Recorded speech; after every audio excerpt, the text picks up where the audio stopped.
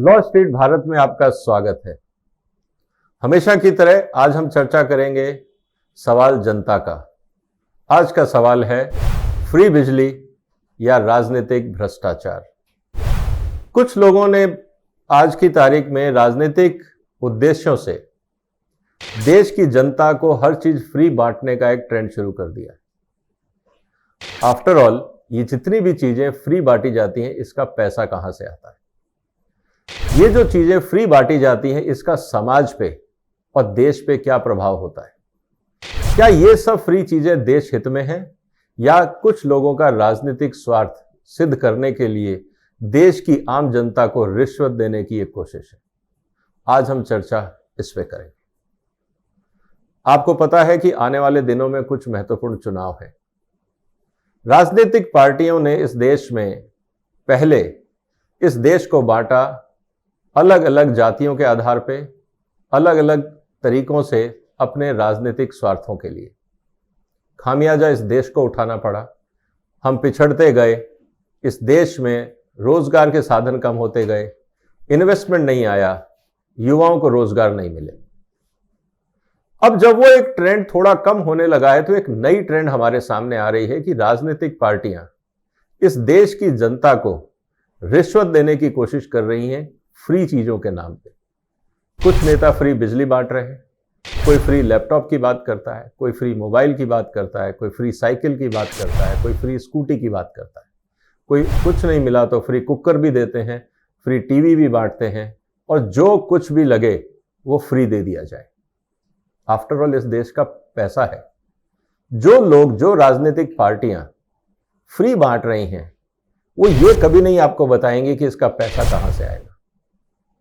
आज हम महंगाई की मार से जूझ रहे हैं। हम ये कह रहे हैं कि इस देश में कोविड के समय में हमारे पास ऑक्सीजन नहीं थी, हमारा हॉस्पिटल इंफ्रास्ट्रक्चर तैयार नहीं था, हमारे पास इस देश में सड़कों की दिक्कतें थी, हमारे पास प्रॉब्लम आ रही थी एजुकेशन में, हमारे पास टीचर्स नहीं थे। इन सब बातों को अगर हम समझें तो हमें इस बात को समझना पड़ेगा कि कुछ भी चीज दुनिया में फ्री नहीं है। पैसा आपको और हमको ही देना है, सीधे रूप में, चाहे हम उसको टैक्स पेयर की बात करें या महंगाई के रूप में, क्योंकि कहीं ना कहीं तो खामियाजा हम लोगों को ही उठाना होगा। इस फ्री का असर इस देश में कितना घातक हो सकता है, आज हम एक उदाहरण आपके सामने रख रहे हैं। जब भी हम बात करते हैं फ्री चीजों की, पंजाब जो इस देश का सबसे विकसित राज्य हुआ करता था, हमारे किसानों ने बहुत मेहनत करी पंजाब में। पंजाब पिछले कई सालों में बहुत मेहनत करके आगे आया, एक प्रगतिशील और एक विकसित राज्य के रूप में विकसित था, जाना जाता था। आज वहां हालत क्या है? फ्री इलेक्ट्रिसिटी के नाम पे आज पंजाब की हालत क्या है, मैं आपके सामने एक उदाहरण रख रहा हूं। अगर आप पंजाब का फ्री इलेक्ट्रिसिटी बजट अगर आप उठा के देखें तो इस बार करीब 16,000 करोड़ को पार कर रहा है, जो पंजाब के बजट का 10% से ज्यादा है। अगर आप ये पूछें कि कितनी इलेक्ट्रिसिटी जाती है फ्री के नाम पे, तो टोटल जो इलेक्ट्रिसिटी पंजाब की जाती है फ्री इलेक्ट्रिसिटी, खासकर सिर्फ मैं एक एग्रीकल्चर सेक्टर की बात करूं तो करीब 1200 करोड़ यूनिट। पंजाब में जब फ्री इलेक्ट्रिसिटी नहीं थी तो वहां पे 2 लाख ट्यूबवेल कनेक्शन थे। जब पंजाब में फ्री इलेक्ट्रिसिटी आई तो आज 14 लाख इलेक्ट्रिसिटी कनेक्शन है, जो खेतों के नाम पे दिए गए हैं, एग्रीकल्चर के नाम पे दिए गए हैं, जिनमें पर यूनिट पर जो कनेक्शन है उसका सालाना जो सब्सिडी है वो करीब 52,000 रुपए है। 8,800 यूनिट एग्रीकल्चर इलेक्ट्रिसिटी सब्सिडी के नाम पे बिजली कंज्यूम होती है। अब आप कहेंगे कि साहब किसानों को तो मिलना चाहिए।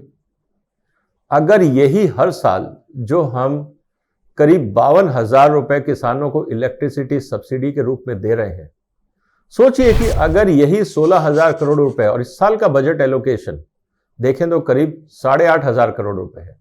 अगर यही 8,500 करोड़ रुपए पंजाब की सरकार किसानों के लिए प्रोसेसिंग फैसिलिटीज बनाती, एफपीओस बनाती, अमूल की तरह और नेस्ले की तरह वहां फैक्ट्रीज बनाती, तो क्या किसानों का भला होता या सब्सिडी देने से भला हुआ है? आज हम इस बात को मानते हैं कि वैल्यू एडिशन की जरूरत है। वही हर साल 8,500 करोड़ रुपए अगर हम एग्रीकल्चर के लिए सब्सिडी ना दे के किसानों की मार्केटिंग पे अगर हम खर्चा करते तो आज किसान अपने पैरों पे खड़े होते। जो आज किसान 20 रुपए का गेहूं बेचने के लिए मोहताज हो जाता है एफसीआई को, वो बाजार में 35 रुपए का आटा बेच रहा होता है। उसको सब्सिडी की जरूरत नहीं थी, उसको एक अच्छा बाजार मिलता, लेकिन सब्सिडी का पर्पस किसानों का हित नहीं था, राजनीतिक स्वार्थ था। खामियाजा क्या हुआ? आज पंजाब की हालत इतनी खराब है कि 3/4 पंजाब में पानी की कमी है। वाटर टेबल हर साल करीब 50 सेंटीमीटर की रफ्तार से नीचे जा रहा है।